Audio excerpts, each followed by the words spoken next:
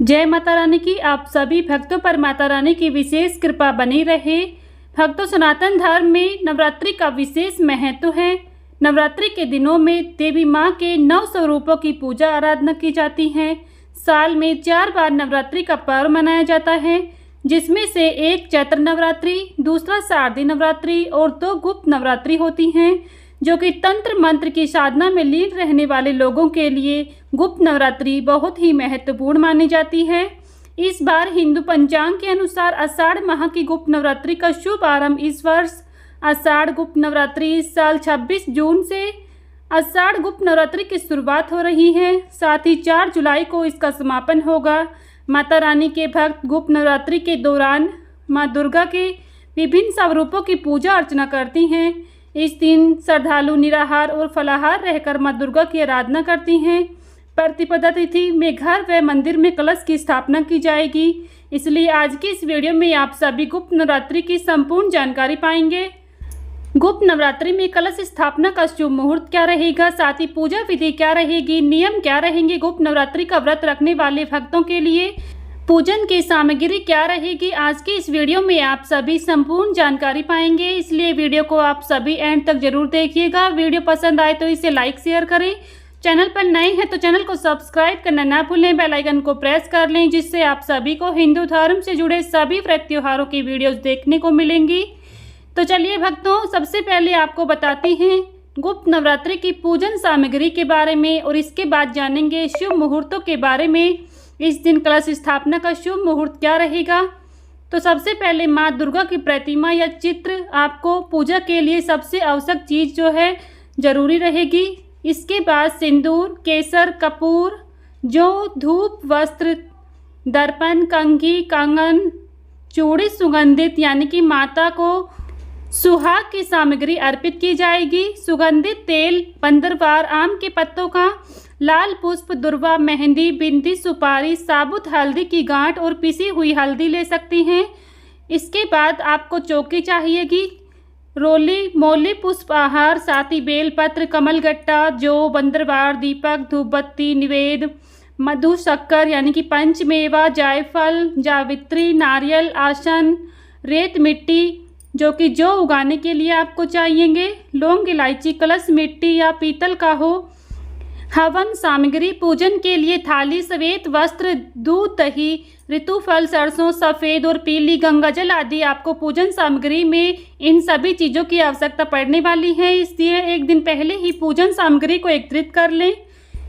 26 जून को 2025 दिन गुरुवार को नवरात्रि के प्रथम दिन प्रतिपदा तिथि माँ शैलपुत्री पूजा का घट स्थापना की जाएगी। माता शैलपुत्री की पूजा की जाएगी। इसी के साथ 27 जून को दिन शुक्रवार को नवरात्रि के द्वितीय दिन माँ ब्रह्मचारिणी की पूजा की जाएगी। 28 जून को दिन शनिवार को नवरात्रि के तृतीय दिन माँ चंद्रघंटा की पूजा अर्चना की जाएगी।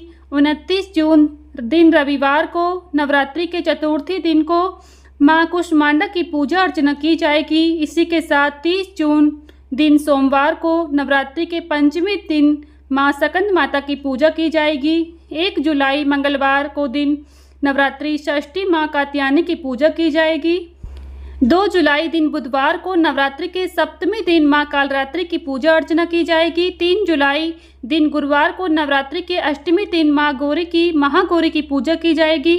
4 जुलाई दिन शुक्रवार को नवरात्रि नवमी माँ सिद्धिदात्री नवरात्रि का पारण दिन रहेगा। माँ सिद्धिदात्री की अंतिम पूजा अर्चना की जाएगी। गुरुवार 25 जून को शाम 4 बजे से आषाढ़ माह के शुक्ल पक्ष की प्रतिपदा तिथि शुरू होगी। सनातन धर्म में उदय तिथि को बेहद शुभ माना जाता है। इसी के लिए 26 जून से गुप्त नवरात्रि की शुरुआत होगी। वहीं पर आषाढ़ माह के शुक्ल पक्ष की प्रतिपदा तिथि का समापन 26 जून दिन दोपहर को 1:24 पर होगा। आषाढ़ शुक्ल प्रतिपदा तिथि आरंभ होगी दिन बुधवार 25 जून को शाम 4 बजे से प्रतिपदा तिथि समाप्त होगी। गुरुवार को 26 जून दोपहर को 1:24 से उदय तिथि में आषाढ़ गुप्त नवरात्रि मनाई जाएगी। 26 जून को कलश स्थापना का शुभ मुहूर्त रहेगा सुबह 4:33 से 6:05 तक। कुल 1 घंटा और 32 मिनट की अवधि आपको कलश स्थापना के लिए दी जाएगी। इस बीच आप कलश स्थापना कर सकती हैं। घट स्थापना अभिजीत मुहूर्त जो सबसे शुभ माना जाता है वो सुबह 10:58 से 11:53 तक रहेगा। अगर आप इस शुभ मुहूर्त में घट स्थापना करती हैं तो ये आपके लिए बहुत ही शुभ होने वाला है। गुप्त नवरात्रि के नियम क्या होते हैं वो भी आपको बताते हैं। अगर आप गुप्त नवरात्रि पहली बार रख रही हैं और आपको नियमों के बारे में नहीं पता है तो आप ये वीडियो एंड तक जरूर देखिएगा। गुप्त नवरात्रि के दौरान मांस, मदिरा, लहसुन, प्याज का बिल्कुल भी सेवन नहीं करना चाहिए। माँ दुर्गा स्वयं एक नारी हैं, इसलिए नारी का सदैव सम्मान करना चाहिए। जो नारी का सम्मान नहीं करती हैं माँ दुर्गा उन पर अपनी कृपा नहीं बरसाती हैं। साथ ही नवरात्रि के दिनों में घर में क्लेश, द्वेष या अपमान नहीं करना चाहिए। कहते हैं ऐसा करने से घर में बरकत नहीं होती है और माता रानी नाराज हो जाती है। नवरात्रि में स्वच्छता का भी विशेष ध्यान रखना चाहिए, इसलिए नवरात्रि प्रारंभ होने से पहले ही आप अपने घर की साफ सफाई अच्छे से कर लें।